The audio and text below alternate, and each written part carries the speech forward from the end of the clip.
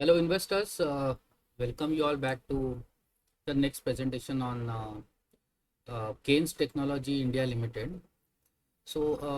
Now अभी कैसे हो रहा है कि markets are at all time high. जैसे Nifty is at 25,000 and Sensex is also up. Mid cap, small caps indices are doing pretty well. और एक मैक्रो नंबर है which is market cap to GDP. Okay, तो वो जो number है it has crossed 140%. जैसे अपना market cap for all listed companies in India. Okay, और इंडिया का जीडीपी. ओके, तो अगर market cap, total market cap of all the listed companies, अगर आप उसको जीडीपी से डिवाइड करेंगे तो और 100% से मल्टीप्लाई करेंगे तो आपको एक परसेंटेज आएगा. वो परसेंटेज क्या बताता है कि उसको बोलते हैं Buffett indicator. Okay, Buffett Warren Buffett ने क्या बोला था कि आपको स्टॉक मार्केट कितना एक्सपेंसिव है या वैल्यूएशंस कितने महंगे हैं उसके जानने के लिए, जैसे हम लोग प्राइस टू अर्निंग रेशियो बोलते हैं, जैसे निफ्टी का प्राइस टू अर्निंग रेशियो अभी 24 है, ठीक है ना. और historical price to earning ratio जो भी होता है तो उसके ऊपर रहेगा तो थोड़ा हम लोग बोलते हैं एक्सपेंसिव है, उसके नीचे रहता है तो बोलते हैं हम लोग कि समवट चीपर है. तो जैसे बफेट इंडिकेटर जो होता है उसको बोलते हैं कि market cap to GDP ratio which according to Buffett कि अगर 75 के ऊपर चला गया तो थोड़ा बहुत मॉडरेटली एक्सपेंसिव होता है, और 100 के ऊपर 120 के ऊपर चला गया तो इट इज क्वाइट एक्सपेंसिव, ऐसे बोलता है. अगर आपकी इकोनॉमी में ग्रोथ ही नहीं है समझो, तो अगर आपकी ग्रोथ अच्छी आती है, अगर 7% जीडीपी का ग्रोथ आने वाला है तो आपको वो हिसाब से देखना पड़ेगा. लेकिन इंडिया का जो मार्केट कैप की जीडीपी है 140% से ऊपर चला गया है. टू दैट एक्सटेंट थोड़ा बहुत word of caution to all retail investors हो सकता है कि अभी फिलहाल करेक्शन के लिए इंतजार करना ही समझदारी है. अगर आपको कुछ स्पेसिफिक स्टॉक में अगर फोमो हो रहा है, अगर आप ले रहे हो तो ले लो, ऐसा कोई प्रॉब्लम नहीं है, but this is not a recommendation to buy any stock. ये सिर्फ हम लोग देख रहे हैं कि केन्स टेक्नोलॉजी का क्वार्टर रिजल्ट कैसा है. तो अदरवाइज मार्केट्स में तो काफ़ी अच्छा चल रहा है. Everything is going up. Railway, defence, everything is going up including your other stocks like IT, pharma. तो let me give you a small perspective on each sector. Like for example IT sector. IT में आप क्या ले सकते हैं? IT sector में जो है वो आपको फेड रेट जब तक बढ़ाता नहीं है तब तक आपको आईटी सेक्टर का कोई क्लैरिटी नहीं आने वाला है. सितंबर में फेड ने श्योर शॉट बोला है कि एक रेट कट आने वाला है, तो आने दो रेट कट. और आर्टिफिशियल इंटेलिजेंस के हिसाब से कितनी नौकरियां जाने वाली है, आईटी कंपनीज को क्या फायदा होने वाला है, प्रोजेक्ट कौन से आने वाले हैं, तो एआई जो है वो बड़ा डिसरप्टर है आईटी कंपनीज के लिए. तो आईटी में आपको रुकना है, आपको अभी आईटी में कोई क्लैरिटी नहीं है. फेड रेट कट आने दो, उसके बाद देखते हैं. जैसे आपने पता ही चला कि इन्फोसिस को जीएसटी का कुछ 32,000 करोड़ का कुछ तो डिमांड नोटिस आया है. तो वो तो ठीक है, वो तो लॉयर्स अपने हिसाब से इसको फाइट करेंगे कोर्ट्स में. तो अभी फिलहाल जैसे एलटीआई माइंड्री का सिमिलर केस हुआ था जिसमें हाईकोर्ट ने उसको खारिज कर दिया है. तो ठीक है, इन्फोसिस को थोड़ा बहुत उसका भी बेनिफिट मिलेगा because it will set as a precedent. तो इन्फोसिस को शायद तो उतना ना हो. लेकिन आपको आईटी सेक्टर में जो है वो यूएस को ही देखना है. आईटी में इंडिया को देख के इंडिया को नहीं देख सकते, तो यूएस को देखता है. सॉफ्टवेयर कंपनीज की बात कर रहा हूँ मैं, हार्डवेयर तो अलग चीज़ है. आईटी को देखना है तो फेड रेट कट आने दो. आर्टिफिशियल इंटेलिजेंस से कौन से प्रोजेक्ट्स आने वाले उसका क्लैरिटी जब तक नहीं आता तब तक आईटी सेक्टर थोड़ा बहुत चलेगा रुकेगा, चलेगा रुकेगा, वैसे होगा. लेकिन सस्टेन्ड अप ट्रेंड जो बोलते हैं वो नहीं आएगा. फार्मा सेक्टर के लिए अगर आप देख रहे हो तो इंडियन फार्मा सेक्टर्स में काफ़ी अच्छा चल रहा है. यूएस में जो फार्मास्यूटिकल का वहाँ पे जो डिमांड है वो तो बढ़ने वाली है. तो फार्मा सेक्टर जैसे आपकी डॉक्टर रेड्डीज है, I am not taking any names, but there are lot of Indian pharmaceutical companies which will do well. multinational pharmaceutical companies which are there are many multinational pharmaceutical companies which can also be which will also do well in the pharma sector. लेकिन pharma sector में there is no slowdown या disruption का कोई ऐसा risk नहीं है. Local pharmaceutical industry is doing pretty well. Of course उसका representation NSC में कम है, वेटेज कम है, but pharma is a sector. जैसे फार्मा में कैसे है कि आपको सस्टेन्ड अप ट्रेंड धीरे धीरे आएगा, ऐसा बहुत बड़ा ग्रोथ नहीं, but slowly it will grow. लेकिन फार्मा में आपको एक ही समझना है कि यूएस एफडीए में अगर कोई भी अगर सरप्राइज विजिट किया तो आपका स्टॉक 10% 15% नीचे जाने वाला है अगर कोई ऑब्जर्वेशन आता है तो. तो ये सबसे बड़ी सोर्ट टंगी हुई है सभी फार्मा कंपनीज के ऊपर। और अभी US FDA is going to do surprise visits, suddenly आपके फैक्ट्री के सामने आ जाएंगे और आपका ऑडिट चालू हो जाएगा, ऑब्जर्वेशन आएंगे, तो आपका यूएस में आप बेच नहीं सकते वो पर्टिकुलर दवा, सिंपल। तो उनका बहुत स्ट्रिक्ट है। तो ये फार्मा में आपको ये सब रिस्क ध्यान में रखना पड़ेगा। आईटी में है, बैंकिंग सेक्टर में तो आपको पता है कि डिपॉजिट ग्रोथ नहीं हो रही, सब लोग आप बैंक से एफडी निकाल के बैंक स्टॉक मार्केट में डाल रहे, तो वो हिसाब से आपको अगर डिपॉजिट ग्रोथ नहीं होगी सभी बैंक्स की, तो कैसे उनको लो कॉस्ट डिपॉजिट कैसे मिलेंगे, जैसे कासा बोलते हैं। तो that is a big question mark. लेकिन ठीक है, अभी आप बैंक्स में अगर जिसको जाना है जा सकता है, बट आपको प्रोविजंस पे ध्यान रखना पड़ेगा, बैंक्स का एनपीएस पे ध्यान रखना पड़ेगा कि कैसे उनके डेट्स परफॉर्म कर रहे हैं, जैसे लोन्स परफॉर्म कर रहे हैं, तो वो सब चीज़ बैंक्स में होता है। तो वो सब बैंक्स में आपको ध्यान रखना है। पावर सेक्टर, रेलवे सेक्टर, तो उसमें ऑर्डर बुक के हिसाब से जा रहे हैं, उनका रिजल्ट देखो कैसे आ रहा है, अच्छा रिजल्ट आएगा तो आप होल्ड करो ना, अच्छा रिजल्ट नहीं आए तो और एक क्वार्टर का देखो। तो ये सब चीज़ गवर्नमेंट का जो ऑर्डर्स आने वाले तो वो तो जैसे गवर्नमेंट ने ऑलरेडी बोला है पावर पे, ये है पावर विल डू वेल।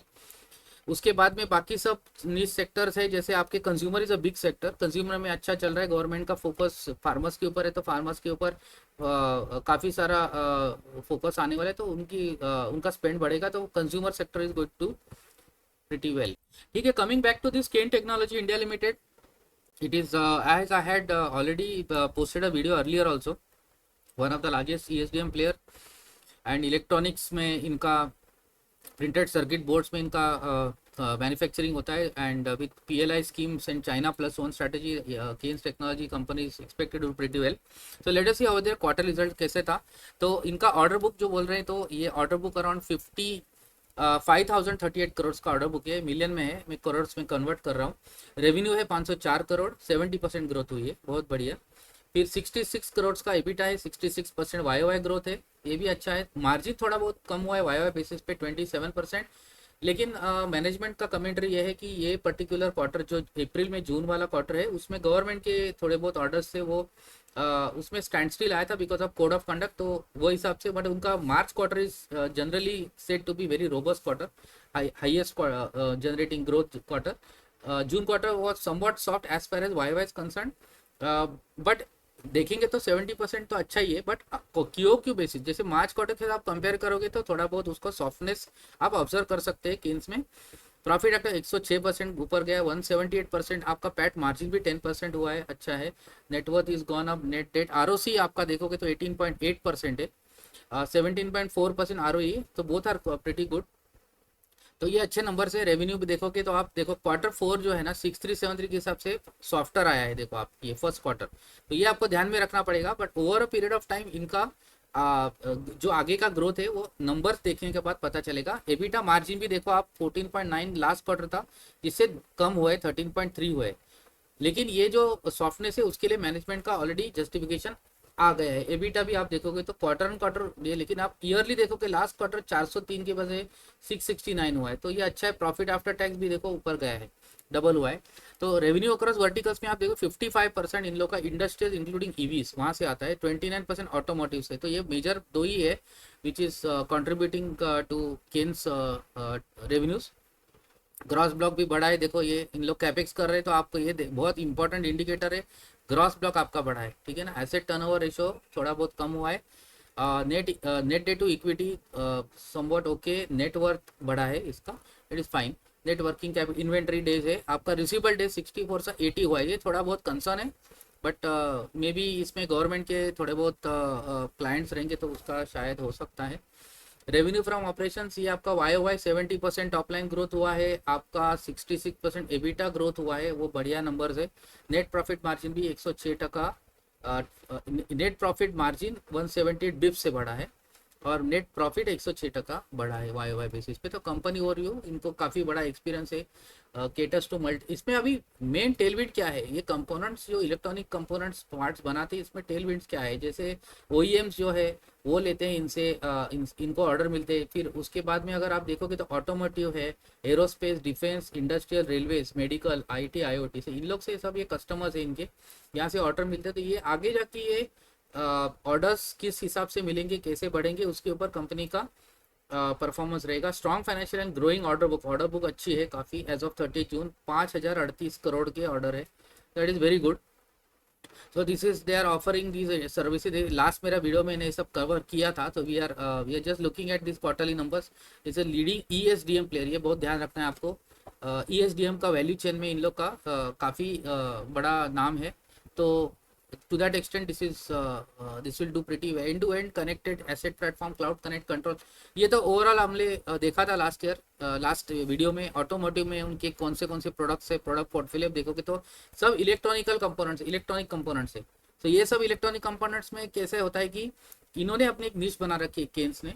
तो केन्स टेक्नोलॉजी के जो ये इलेक्ट्रॉनिक कंपोनेंट्स है, पीसीबीज है, ये रेलवेज में काम आते हैं, इंडस्ट्रियल ईवीज में काम आते हैं, इलेक्ट्रिक व्हीकल। तो ये बड़ा ईवी साइकिल जो प्ले आउट हो रहा है ऑटो सेक्टर में, महिंद्रा ने अच्छे रिजल्ट दिए हैं, बजाज ऑटो के नंबर्स अभी अच्छा है। तो ये हिसाब से ईवी पिकअप जैसे करेगा वैसे इनकी ये इंडस्ट्रियल ईवी बड़ा सेगमेंट है, वो भी पिकअप होगा। Automotive is also bigger segment, that is also will pick up. Medical is a good another segment जहाँ पे ये सब एक्सरे, डेंटल एक्सरे, ये सब चीज़ में इलेक्ट्रॉनिक पार्ट्स यूज होते हैं ये केन्स के। तो ये ओवरऑल देखेंगे तो ये इसका ग्रोथ पर्सपेक्टिव से ये ग्रोइंग सेक्टर है जहाँ पे इनकी प्रोडक्ट्स के डिमांड्स काफ़ी बढ़ने वाले आगे जाके। ओके, सो मैन्युफैक्चरिंग फैसिलिटीज़ ये सब चीज़ हमने कवर किया था लास्ट टाइम। तो डाइवर्सिफाइड बिजनेस प्रोफाइल है, लो कस्टमर कॉन्सेंट्रेशन 69% और टॉप 10, ये भी बढ़िया है। सो ये सब चीज़ हमने देखा है। फाइनेंशियल हाईलाइट 62% CAGR से आपका रेवेन्यू ग्रो है। कौन सी कंपनी 62% CAGR करती है फ्रॉम 21 to 20? बहुत ही इंप्रेसिव है। 62% CAGR की कंपनी आपको तुरंत ही कैच करनी है कि इसमें दिस कंपनी अगर यही चीज़ रिपीट होती है तो this will be like a multibagger. लेकिन ये this is not a recommendation to buy this stock, तो you have to consult your advisor. 84% CAGR से एबिटा बढ़ा है। एबिटा मार्जिन भी आप देखोगे तो 14% के मार्जिन पे एबिटा ये कंपनी चल रही है। 14.9 अच्छा मार्जिन है। उसके बाद में ROE ROC भी बढ़िया है, 22% है, तो ये भी ठीक है। उसके बाद में ये कंसोलिडेटेड आप देखोगे तो ये consolidated profit and loss statement on yearly basis है। तो ये 420 करोड़ से 1804 करोड़ हुई है in the span of around 3 years. 420 से 1800, तो बहुत काफ़ी इंप्रेसिव नंबर्स है। नेट प्रॉफिट देखोगे तो 9 करोड़ से 183 करोड़, ये भी बहुत बढ़िया नंबर है। तो ओवरऑल अच्छा है। अगर लॉन्ग टर्म आप रखना है, कोई भी स्टॉक लॉन्ग टर्म रखोगे तो ही उसमें वेल्थ बनेगी, तो दैट इज इंपॉर्टेंट। अगर आप शॉर्ट टर्म में आज लेके कल बेचोगे, BTST CTST जो भी आप करोगे तो उसमें आपको नुकसान हो सकता है। तो टू दैट एक्सटेंट ये आप स्टडी करके in case if you like this company, you have to first see how the fundamentals next quarters के रिजल्ट कैसे आ रहे हैं कंपनी के मैनेजमेंट का इंटरव्यू देख लीजिए। तो ये कंटिन्यूस एक्सरसाइज होता है। ये कोई भी एक ये पर्टिकुलर प्राइस कंपनी के फंडामेंटल्स आपको एक ही पॉइंट ऑफ टाइम पे नहीं समझते। आपको हर टाइम जैसे जैसे कंपनी से न्यूज़ आएगी आपको कंपनी को रिवाइज करना पड़ेगा। तो ये कोई भी ऐसा नहीं कि एक आपने ले ली कंपनी, स्टॉक ले लिया और बैठ गए। आपको कंपनी के ऊपर जो भी न्यूज़ आती है वो न्यूज़ देखनी है। उसके न्यूज़ का इम्पैक्ट पॉजिटिव है नेगेटिव है, यह हर चीज़ देखना है। वे बजट आएगा तो बजट में जो भी GST चेंजेस होते हैं, कोई भी आपका कस्टम ड्यूटी चेंज हो गया, कुछ हो गया, तो केन्स पे इम्पैक्ट क्या है, तो ये सब चीज़ आपको देखना ही। हर चीज़ का इम्पैक्ट कंपनी पे आने वाला है, कोई भी अगर गवर्नमेंट ने अनाउंस करते तो ये सब चीज़ आपको ध्यान में रख के ही इन्वेस्टमेंट करना है। कोई भी इन्वेस्टमेंट करेंगे तो आप भूल जाएंगे, ऐसा नहीं होता है। उसको मॉनिटर करने की जरूरत होती है। हर क्वार्टरली रिजल्ट आपको देखने हैं, कैसे आए रिजल्ट, क्या है कंपनी का, सेल्स कैसे बढ़ा है, मार्जिन कैसे। तो टू दैट एक्सटेंट ये रेगुलर बेसिस पे मॉनिटरिंग का काम 24/7 काम होता है ये कोई भी इन्वेस्टमेंट का। तो ये ऐसा नहीं कि आपने किसी ने बोला, आपको टिप दिया, आपने ले लिया और फिर बाद में आप छोड़ दिया, ऐसा नहीं है। This requires a serious attention. हर चीज़ का ध्यान रखना है। कौन सा इसका रॉ मटेरियल कहाँ से इंपोर्ट हो रहा है, तो वो इंपोर्ट ड्यूटी का आता है। चाइना में कुछ प्रॉब्लम आ गया तो इनके रॉ मटेरियल्स अगर नहीं आएंगे इंपोर्टेड तो इनको इम्पैक्ट आएगा। तो ये सब चीज़ डायनेमिक होती है। वर्ल्ड में क्या चलते हैं उसका हर चीज़ का कंपनी पे इम्पैक्ट रहता है। तो ये आपको ये हर चीज़ का ध्यान रख के ही इन्वेस्टमेंट करना है, मॉनिटर करते रहना है। So that was all about Kaynes Technology. This was a quarterly update. So to that extent, company has delivered good on this quarter. Let us see how it performs in the next couple of quarters. लेकिन overall देखेंगे तो company का order book देखेंगे तो बहुत बढ़िया है। तो to that extent this is a high growth company. High growth में कैसे होता है, अच्छा दूसरा चीज़, बुल मार्केट में ऐसे होता है कि जो करेक्शन आते हैं बहुत शार्प आता है। जैसे एक मैं एग्जांपल देता हूँ, ट्रेड कंपनी थी, 5,700 का भाव था, 5,720 कंटिन्यूसली ऊपर जा रही थी।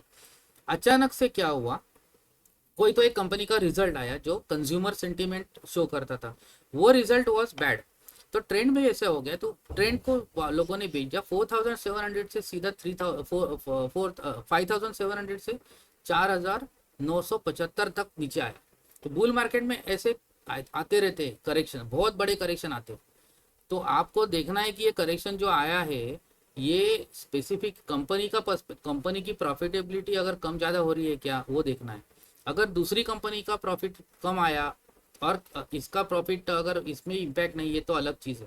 तो ये सब ध्यान में रख के आपको इन्वेस्ट करना है। Investment is a dangerous game, इसमें लॉस भी होता है, तो ये सब चीज़ आपको ध्यान रखना है। कोई भी एक पर्टिकुलर चीज़ कुछ भी अगर आता है तो उसका कंपनी के प्रॉफिटेबिलिटी बड़ा असर पड़ता है, ठीक है ना। तो अभी आप देखोगे तो ये केन्स टेक्नोलॉजी, तो ये तो इलेक्ट्रॉनिक ईएसडीएम मार्केट में, जैसे सेमीकंडक्टर मार्केट में जिसका टेलविंड्स काफ़ी अच्छा है, सेक्टर टेलविंड्स 2020 तो मैंने लास्ट वीडियो में कवर किया था, तो सेक्टर तो ग्रो करने वाला है, तो ये to that extent company is doing pretty well. तो वैसे देखेंगे तो अच्छा कंपनी है। तो this is not a recommendation to buy, just keep on track and keep on monitoring this and consult your investment advisor. अगर वो बोलता है आपको लेना है कोई कंपनी तो आप ले सकते हैं। Thank you very much for attending this video, and I hope I have given you enough knowledge whatever I know, और उसका आपको फायदा होगा।